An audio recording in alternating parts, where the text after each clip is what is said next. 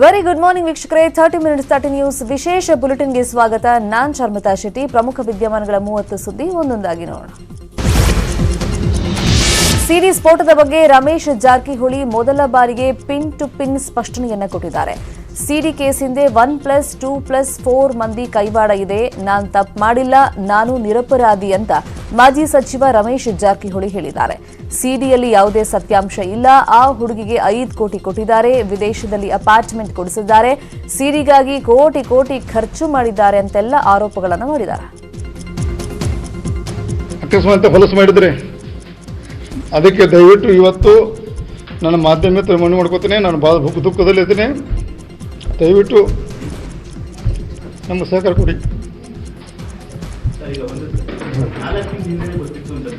ನಾನು ಮಾತ್ರಕ್ಕೆ ಹೋಗಿಲ್ಲ, ನನಗೆ ಗೊತ್ತೇ ಇಲ್ಲ, ನನಗೇನು ಗೊತ್ತಿಲ್ಲ.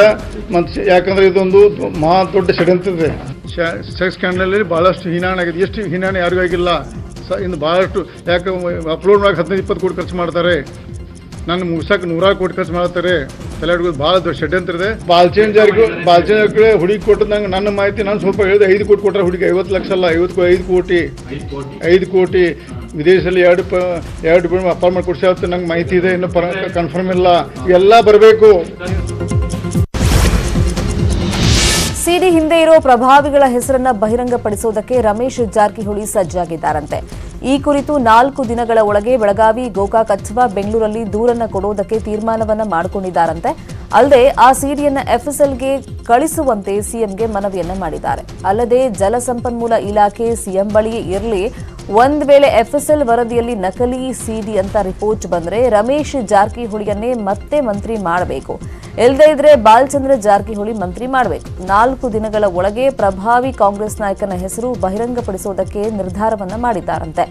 ರಮೇಶ್ ಜಾರಕಿಹೊಳಿ, ಬಾಲಚಂದ್ರ ಜಾರಕಿಹೊಳಿ ಮತ್ತು ಕೆಲವು ಆಪ್ತರ ಸಭೆಯಲ್ಲಿ ಈ ತೀರ್ಮಾನವನ್ನ ಕೈಗೊಳ್ಳಲಾಗಿದೆಯಂತೆ.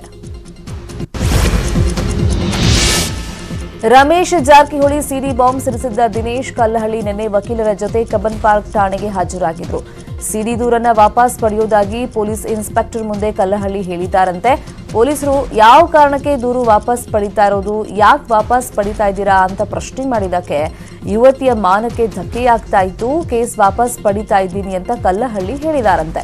ಸದ್ಯ ದೂರು ವಾಪಸ್ ಪಡೆಯೋದಾಗಿ ಕಲ್ಲಹಳ್ಳಿ ಪೊಲೀಸರಿಗೆ ಲೆಟರ್ ಅನ್ನು ಬರ್ಕೊಟ್ಟಿದ್ದಾರಂತೆ. ಸದ್ಯ ಲೆಟರ್ ರಿಸೀವ್ ಮಾಡಿರೋ ಪೊಲೀಸರು ಹಿರಿಯ ಅಧಿಕಾರಿಗಳ ಜೊತೆ ಚರ್ಚಿಸಿ ತೀರ್ಮಾನ ಮಾಡುವುದಾಗಿ ಹೇಳಿದಾರಂತೆ. ಆದರೆ ಪೊಲೀಸರು ಈ ಬಗ್ಗೆ ಯಾವುದೇ ಪ್ರತಿಕ್ರಿಯೆ ಕೊಟ್ಟಿಲ್ಲ. ಸಿಡಿ ಸ್ಫೋಟಗೊಂಡು ವಾರ ಆಗ್ತಾ ಬಂದ್ರೂ ಯುವತಿ ಮಾತ್ರ ಪೊಲೀಸರ ಕೈಗೆ ಸಿಗ್ತಾ ಇಲ್ಲ. ಮೂಲೆ ಜಾಲಾಡಿದ್ರೂ ಯುವತಿಯ ಒಂದೇ ಒಂದು ಸುಳಿವೂ ಸಿಕ್ಕಿಲ್ಲ. ಹೀಗಾಗಿ ಯುವತಿಯ 3 ತಿಂಗಳ ಕಾಲ್ ಲಿಸ್ಟ್ ಪರಿಶೀಲನೆಯನ್ನ ಮಾಡಲಾಗಿದ್ದು, ಯುವತಿ ಜೊತೆ ರೆಗ್ಯುಲರ್ ಕಾಂಟ್ಯಾಕ್ಟ್ನಲ್ಲಿದ್ದವರ ಲಿಸ್ಟ್ ಅನ್ನು ಸಿದ್ಧಪಡಿಸಲಾಗಿದೆ. 20 ನಂಬರ್ ಶಾರ್ಟ್ ಲಿಸ್ಟ್ ಮಾಡಿರುವಂತಹ ಪೊಲೀಸರು ಗೌಪ್ಯ ಸ್ಥಳದಲ್ಲಿ ಯುವತಿ ಸ್ನೇಹಿತರ ವಿಚಾರಣೆ ಮಾಡೋದಕ್ಕೆ ಮುಂದಾಗಿದ್ದಾರೆ. ಕಾಲ್ ಲಿಸ್ಟ್ ಜೊತೆಯಲ್ಲಿ ಆಕೆ ಇದ್ದ ಸುತ್ತಮುತ್ತಲಿನ ಹೋಟೆಲ್ಗಳನ್ನು ಪರಿಶೀಲನೆ ನಡೆಸ್ತಾ ಇದ್ದಾರೆ. ಸಿಡಿ ಕೇಸ್ ಬಗ್ಗೆ ಸಮಗ್ರ ತನಿಖೆಗೆ ಬಿಜೆಪಿ ನಾಯಕರು ಆಗ್ರಹವನ್ನು ಮಾಡಿದ್ದಾರೆ. ಈ ಬಗ್ಗೆ ಮಾತನಾಡಿದ ಜಗದೀಶ್ ಶೆಟ್ಟರ್, ಸಿಡಿ ಹಿಂದೆ ಯಾವುದೇ ಷಡ್ಯಂತ್ರವಿದ್ರೂ ಹೊರಗಡೆ ಬರಲಿದೆ, ತನಿಖೆ ಆದರೆ ಎಲ್ಲ ಬಯಲಾಗಲಿದೆ ಅಂತ ಹೇಳಿದ್ದಾರೆ. ಇನ್ನು ರಮೇಶ್ ಜಾರಕಿಹೊಳಿ ಹೇಳಿಕೆ ಬಗ್ಗೆ ಪ್ರತಿಕ್ರಿಯೆ ನೀಡಿದ ಬಿವೈ ವಿಜಯೇಂದ್ರ, ಇದರ ಹಿಂದೆ ದೊಡ್ಡ ಕೈಗಳೇ ಇವೆ, ಹೀಗಾಗಿ ಈ ಬಗ್ಗೆ ಸೂಕ್ತ ತನಿಖೆ ಆಗಬೇಕು ಅಂತ ಆಗ್ರಹವನ್ನು ಮಾಡಿದ್ದಾರೆ. ಆತ ಯಾರು ಕಂಪ್ಲೇಂಟ್ ಕೊಟ್ಟಿದ್ರು ಆ ಕಂಪ್ಲೇಂಟ್ ಅನ್ನು ವಿಡ್ರಾ ಮಾಡಿದಂಥ ಸಂದರ್ಭದಲ್ಲಿ ನೋಡಿದಾಗ ಇದು ಯಾರ್ದೋ ಒಂದು ಷಡ್ಯಂತ್ರ ಮತ್ತು ಕುತಂತ್ರ ಇದೆ ಅನ್ನುವಂಥದ್ದು ಇದರಿಂದ ಪ್ರೈಮಾ ಫೇಶಿಯ ಸ್ಪಷ್ಟವಾಗುವಂಥದ್ದು. ಅದಕ್ಕಾಗಿ ಇದಕ್ಕೆ ಸಂಪೂರ್ಣ ತನಿಖೆ ಆದಾಗ ಇದೆಲ್ಲವೂ ಹೊಸ ವಿಷಯಗಳು ಹೊರಗೆ ಬರ್ತವೆ. ರಮೇಶ್ ಜಾರಕಿಹೊಳಿ ಮಾತನ್ನು ಹೇಳಿದ್ದಾರೆ ಅಂತಂದ್ರೆ ಯಾವುದೂ ಕೂಡ ಅಲ್ಲ ಹೇಳೋದಕ್ಕೆ ಆಗೋದಿಲ್ಲ.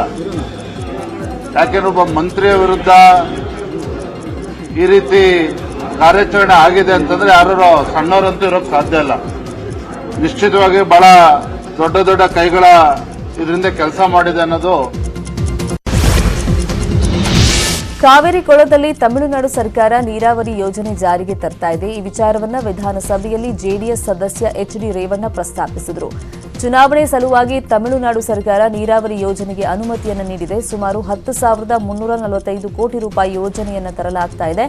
ಇದರಿಂದ ರಾಜ್ಯದ ರೈತರಿಗೆ ಘೋರ ಅನ್ಯಾಯವಾಗಲಿದೆ. ತಮಿಳುನಾಡು ಸರ್ಕಾರದ ಯೋಜನೆಯನ್ನ ತಡಿಬೇಕು ಅಂತ ಸದನದಲ್ಲಿ ಎಚ್ಡಿ ರೇವಣ್ಣ ಗುಡುಗಿದರು. ಸರ್ಕಾರಿ ಜಮೀನು ಕೆರೆ ಒತ್ತುವರಿ ವಿಚಾರಕ್ಕೆ ಸಂಬಂಧಪಟ್ಟಂತೆ ಎಟಿ ರಾಮಸ್ವಾಮಿ ಹಾಗೂ ಗೂಳಿಹಟ್ಟಿ ಶೇಖರ್ ಪ್ರಶ್ನೆಗೆ ಕಂದಾಯ ಸಚಿವ ಆರ್ ಅಶೋಕ್ ಉತ್ತರವನ್ನು ಕೊಟ್ಟಿದ್ದಾರೆ. ಸರ್ಕಾರಿ ಜಮೀನುಗಳು ಪ್ರಭಾವಿಗಳ ಪಾಲಾಗ್ತಾ ಇರೋದು ನಿಜ. ಅಧಿಕಾರಿಗಳು ಕೂಡ ಶಾಮೀಲಾಗಿದ್ದಾರೆ. ಒಬ್ಬ ಅಧಿಕಾರಿಯನ್ನ ಸಸ್ಪೆಂಡ್ ಮಾಡಿದ್ರೆ ಕೋರ್ಟ್ಗೆ ಹೋಗಿ ಮತ್ತೆ ಅಲ್ಲಿ ಹಾಕಿಸ್ಕೊಳ್ತಾನೆ. ಪ್ರಬಲವಾದ ಕಾನೂನನ್ನು ತರಬೇಕು. ಈ ಬಗ್ಗೆ ಅಧಿಕಾರಿಗಳೊಂದಿಗೆ ಚರ್ಚಿಸಿ ಮುಂದಿನ ಕ್ರಮ ಕೈಗೊಳ್ಳಲಾಗುತ್ತೆ ಅಂತ ಅಶೋಕ್ ಭರವಸೆಯನ್ನ ಕೊಟ್ಟರು. ಸದನದಲ್ಲಿ ನಿನ್ನೆ ಶ್ರೀರಾಮ ಜಪ ಜೋರಾಗಿತ್ತು. ಬೆಲೆ ಏರಿಕೆ ವಿಚಾರದಲ್ಲಿ ಬಿಜೆಪಿ ರಾಜ್ಯಸಭಾ ಸದಸ್ಯ ಸುಬ್ರಹ್ಮಣ್ಯಂ ಸ್ವಾಮಿ ಟ್ವೀಟ್ ವಿಚಾರವನ್ನ ಕಾಂಗ್ರೆಸ್ ಪ್ರಸ್ತಾಪ ಮಾಡಿತು. ಶ್ರೀರಾಮನ ಭಾರತದಲ್ಲಿ ಪೆಟ್ರೋಲ್ ಬೆಲೆ ಜಾಸ್ತಿ ಅಂತ ಸುಬ್ರಹ್ಮಣ್ಯ ಸ್ವಾಮಿ ಟೀಕಿಸಿದ್ರು. ಇದೇ ವಿಚಾರವನ್ನು ಪ್ರಸ್ತಾಪಿಸಿ ಕಾಂಗ್ರೆಸ್ ಜೈ ಶ್ರೀರಾಮ್ ಅಂತ ಕೂಗಿದ್ರು. ಇದಕ್ಕೆ ಪ್ರತಿಯಾಗಿ ಬಿಜೆಪಿ ಸದಸ್ಯರು ಭಾರತ್ ಮಾತಾ ಕಿ ಜೈ ಅಂತ ಕೂಗಿದ್ರು. ಯಾಕಪ್ಪ ₹100 ಪೆಟ್ರೋಲ್ ಆಗಿರೋದಕ್ಕೆ ಜೈಕಾರ ಹಾಕ್ತಾ ಇದ್ದೀರಾ ಅಂತ ಸಿದ್ದು ಬಿಜೆಪಿ ಸದಸ್ಯರ ಕಾಲನ್ನ ಎಳೆದ್ರು. ಈ ವೇಳೆ ಮಧ್ಯಪ್ರವೇಶ ಮಾಡಿದ ಬೊಮ್ಮಾಯಿ ಕಾಂಗ್ರೆಸ್ ಅವರ ಬಾಯಲ್ಲಿ ರಾಮನ ಹೆಸರು ಕೇಳೋದಕ್ಕೆ ಖುಷಿ ಆಗ್ತಾ ಇದೆ ಅಂತ ಕುಟುಕಿದ್ರು. ನೀವು ನಿಮ್ಮ ಬಾಯಲ್ಲಿ ಜೈ ಶ್ರೀರಾಮ್ ಕೇಳೋದು ಬಹಳ ಸಂತೋಷ ಆಯ್ತು ನಮಗೆ. ಹಿಂಗಾದ್ರೂ ಹೇಳಿದ್ರಲ್ಲ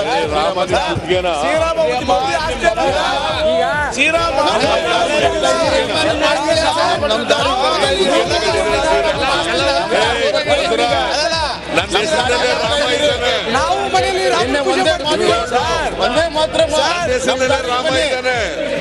ಬರ್ತಾ ಇದ್ದೀರಿ. ನೀವು ಜೈ ಶ್ರೀರಾಮ್ ನಮ್ ದಾರಿಗೆ ಬರ್ತಾ ಇದ್ದೀರಿ. ನೀವು ಶ್ರೀರಾಮ ನಾವು